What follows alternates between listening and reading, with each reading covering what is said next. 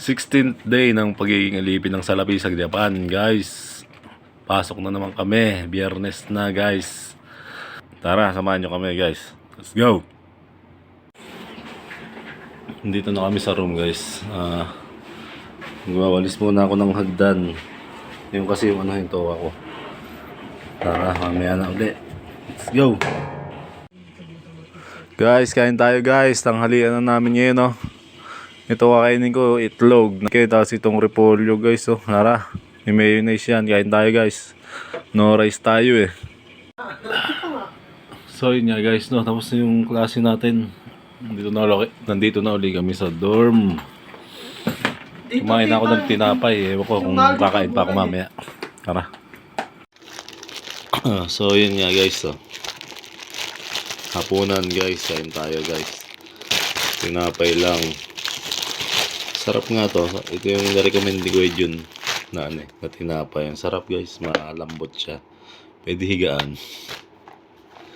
Tinapay at mayo na lang, guys. Hapunan na natin to. Tapos bukas, Sabado, wala kaming pasok. Nagbabalak kami kaming tatlo na pumunta sa 2nd Street. Kasi titingin-tingin kami ng kung ano. Or titingin pala ako ng black shoes. Hindi kasi ako nakapagdala. Kailangan kasi namin, eh. Binigay na kasi yung namin allowance. 20,000 yen. Unang dating namin dito, 20,000 yen. Tapos ngayon, 20,000 yen ulit. After 2 weeks. Edi 40 na. Ang total nun 85,000. Bago kami pumunta ng company, bibigay pa yung 45,000. Tapos ayun na yun. So kailangan pa namin tiperin yun ng bago kami sumahod.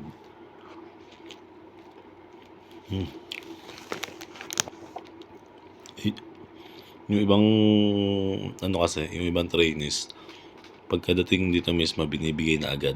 Iba yung nangyari sa amin, 20 muna binigay, tapos ngayon 20 ulit after 2 weeks. Para nga naman hindi agad maubos yung kasi pagdating sa company, magtatrabaho pa uli kami 1 buwan, tapos ang payroll 15 pa, hindi na matagal pa rin, kaya hindi agad nila ibinigay lahat. Ang galing din, tama rin naman. Tara, tayo. Kaya bukas may pang grocery na ulit kami, guys. Pang stock.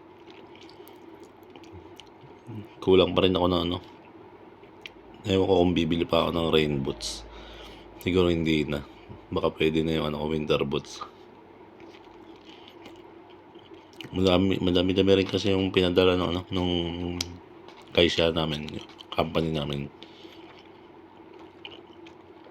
Pinagdala kami ng yung tuxedo, yung pang formal attire, tsaka black shoes. Ayun, wala ako, black shoes. Pinagdala kami ng raincoat, safety shoes, rain boots. Ang dami. Kaya hindi na rin ako nakapagdala halos ng pagkain galing Pinas.